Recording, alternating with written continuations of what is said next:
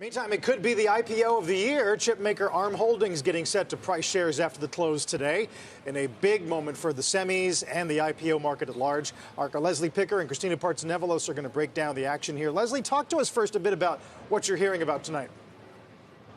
Hey, Carl. Yeah, it should be the biggest IPO of the year. In fact, it should be the biggest IPO in several years. It is a scaled down marketing process from what was initially expected. What I'm hearing is that the book is currently oversubscribed about 10 times. So that bodes well for pricing, and that they should be pricing at the high end of the range or above given that demand. So that indicates a valuation on a fully diluted basis of about $54.5 billion or higher. Now, that is great news for the psychology of this deal and for the obvious strategy surrounding this deal. But initially, there were reports out there that this company could be valued at $70 billion. So it's definitely a discount to what had previously been reported in terms of the targets that they were seeking. But nonetheless, it's not a bad strategy to go in with a more muted or modest valuation and be more conservative on that front, with the hope that you get that demand, you get that book filled multiple times over, hopefully, and then you can kind of guarantee or at least hope to have a pretty decent debut when this thing starts trading tomorrow. Please stick around. We want to bring in Christina to talk about not just the capital markets element, Christina, but also the business model itself.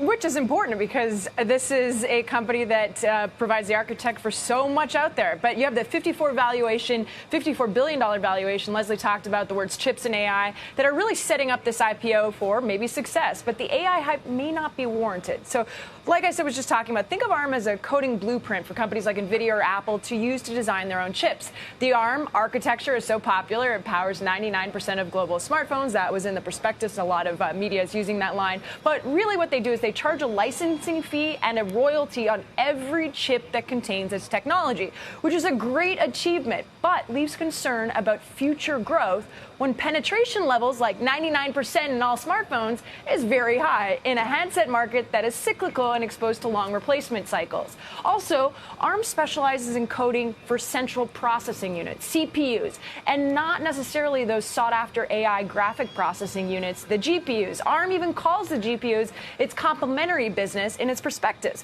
making it more difficult to capitalize on that current AI hype.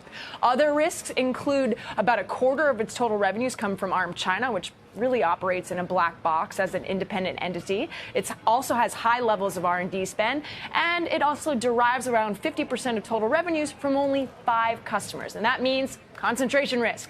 There's, of course, some big anchor investors like NVIDIA, TSMC that are in ARM, and the balance sheet is very strong, no debt, coverage ratio is great, but there are risks to its growth trajectory ahead of its IPO, and it's important to know it.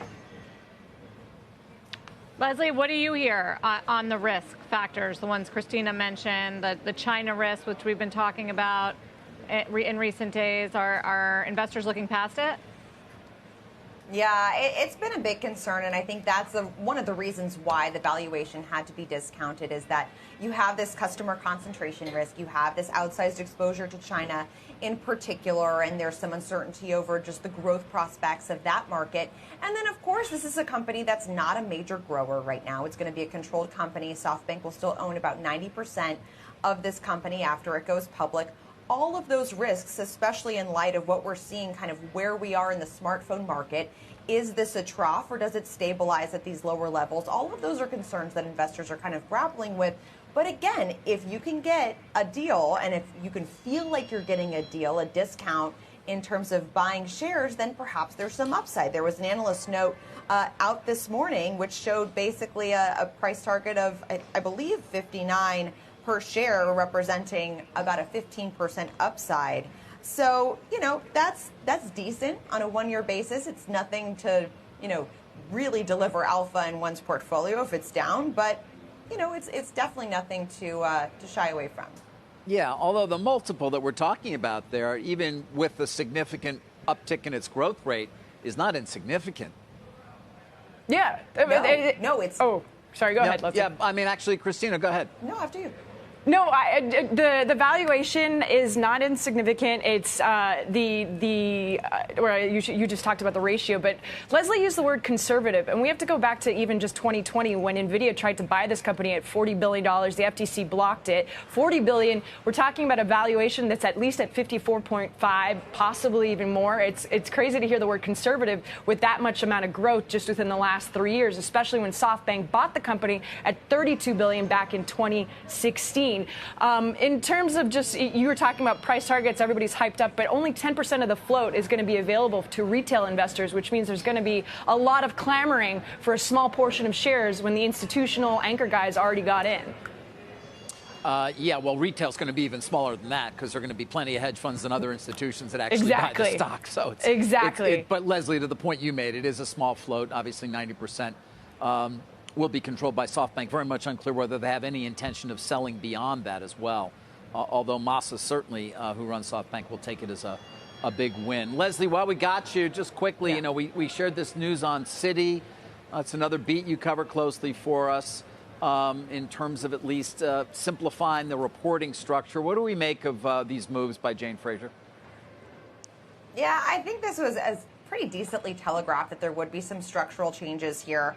A source tells me on background we could expect to see, as we would with any organizational shift of this magnitude, we could expect to see some job cuts as a result of this. We don't know the size of these job cuts, but that's something to keep in mind, as well as the financial implication of layoffs and of a restructuring. I know Jane Fraser is currently speaking, actually a surprise appearance at the Barclays Financial Services Conference. She wasn't initially on the schedule. It was supposed to be just her CFO, Mark Mason, but she said that, this is how she characterized it, that these changes are the most consequential in how Citi will be organized and run that they've made in 20 years. So basically what they're doing is they're creating these 5 businesses. Their division heads will report directly to her, which will help her have more of a line in sight into exactly what those businesses are doing.